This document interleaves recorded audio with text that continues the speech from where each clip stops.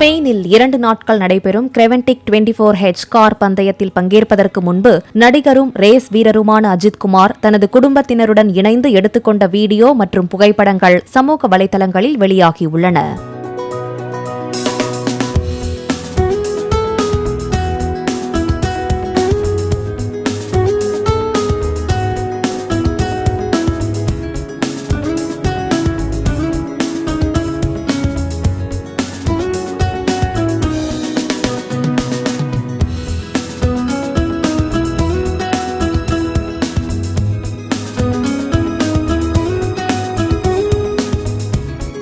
Play store மற்றும் app ஸ்டோரில் இருந்து பாலிமர் செயலியை QR கோடு மூலம் பதிவிறக்கம் செய்யுங்கள்.